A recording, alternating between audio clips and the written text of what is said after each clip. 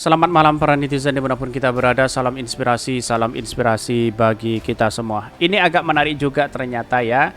Dewan Pengawas KPK ungkap ada banyak laporan dugaan pelanggaran etik kepada Firly Bahuri. Ya pantas saja orang banyak yang didemo begitu ya. Tetapi perlu diingat bahwa apa yang dilakukan oleh Firly Bahuri sekarang ini seolah-olah apa ya, mentersangkakan Anies tanpa dua alat bukti dan sebagainya begitu kan.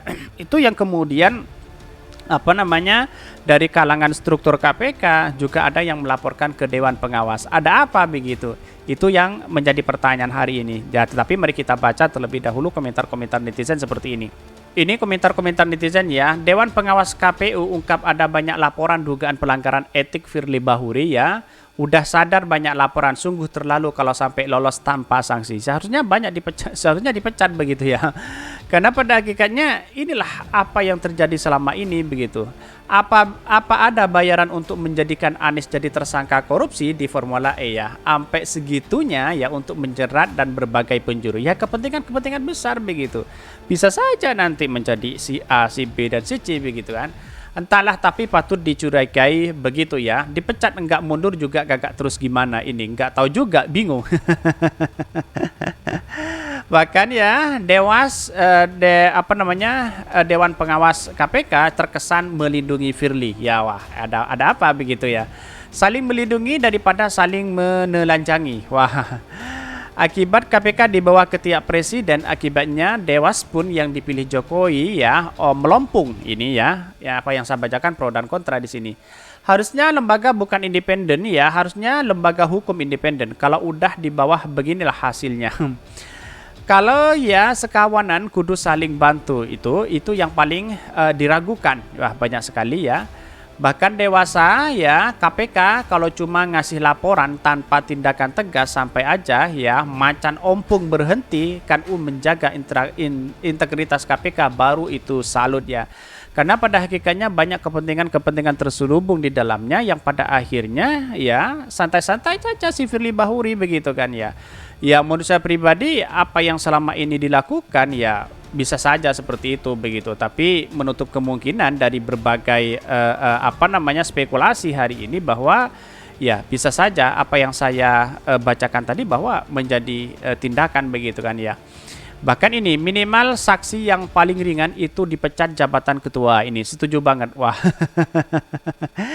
Ya tunggu saja nanti begitu kan ya. Ini kalau nggak viral tetap ada adem ayem ya. Ini susah banget ini. Wah, ini kritikan-kritikan dari netizen ya. Geleng-geleng kepala. Wah. Begitu banyak kritikannya begitu. Tapi perlu diingat bahwa inilah demokrasi kita yang harus kita hargai begitu ya. Dalam konteks bahwa kalau memang Firly Bahuri melakukan seperti itu ya seharusnya ditindak begitu. Kita harus menghargai satu sama lain dalam artian bahwa yang namanya hukum itu harus sama di mata semua begitu kan ya. Karena kita adalah negara demokrasi. Firly tampil menjadi ketua KPK, siapa yang mensponsori ya, sepertinya juga dia bertahan selama ini. Jadi pahamlah untuk bermanuver yang terjadi tidak ada artinya jika tidak bisa melaluinya dengan mudah ya. Bisa saja seperti itu begitu. Karena dari beberapa ini muncul bahwa kalau memang ini terbukti ya si Firly Bahuri melakukan pelanggaran, maka otomatis yang menjadi ya catatan penting bahwa ini terburuk kepada KPK. Kira-kira seperti itu begitu. Tapi mari kita baca terlebih dahulu komentar-komentar netizen seperti ini.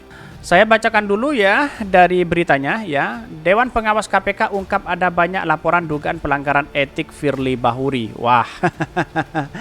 Ini dikutip dari Kompas ya, Jakarta ya, Dewan Pengawas ya atau Dewas ya, Komisi Pemberantasan Korupsi KPK menerima banyak laporan dugaan pelanggaran etika Ketua KPK Firly Bahuri.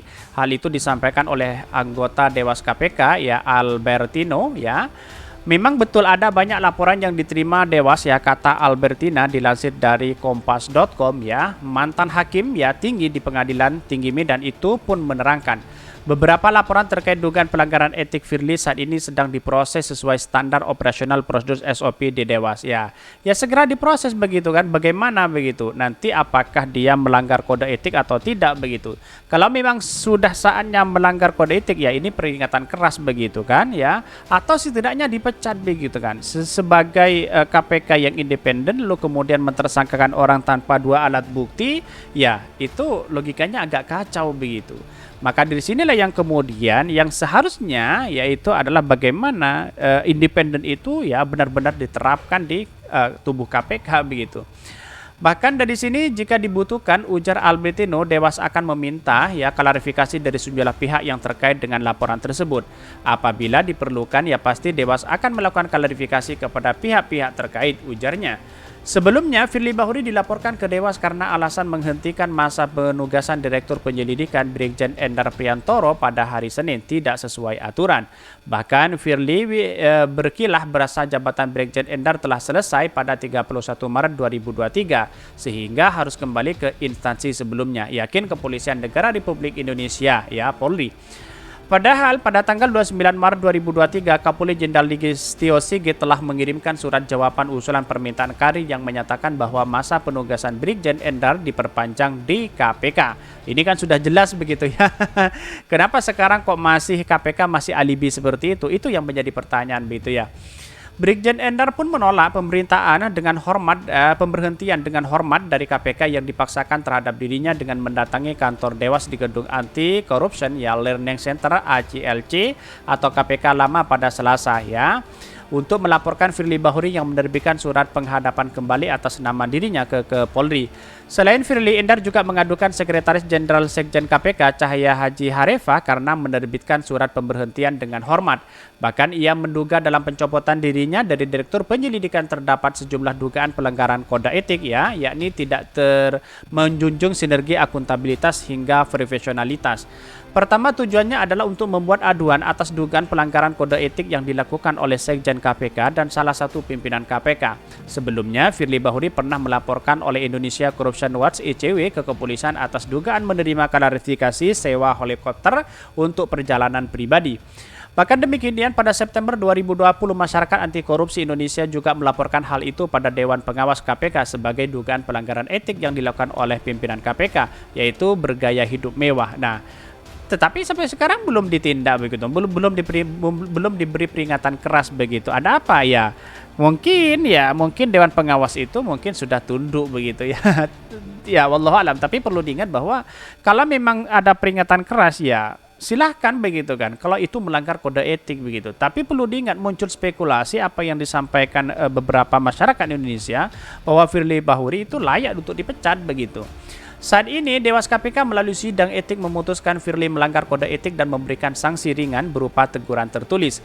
Firly Bahuri juga pernah bertemu dengan seseorang perempuan yang merupakan petinggi partai politik di sebuah hotel di Jakarta pada 1 November 2018. Pertemuan itu diketahui saat Firly masih menjabat sebagai Deputi Penindakan KPK, lembaga anti rasuah ya. Pernyataan Firly Bahuri melanggar etik berat atas pertemuannya itu. Nah, inilah yang kemudian muncul spekulasi pertemuannya dengan siapa begitu kan. Banyak sekali ya yang melanggar kode etik si Firly Bahuri ini begitu ya. Seharusnya ya sudah layak diganti begitu kan ya. Dan bahkan ya masa jabatannya tinggal berapa bulan ya. Seharusnya kita kok seperti ini si Firly Bahuri KPK sudah dicederai dengan berbagai hal begitu. Walaupun banyak OTT di KPK terus kemudian itu kan sudah bukan kinerja dari Firly Bahuri begitu. Karena dari penyelidikan sendiri sudah kacau seperti ini begitu kan ya, mentersangkakan orang terus kemudian tanpa ada alat bukti, terus kemudian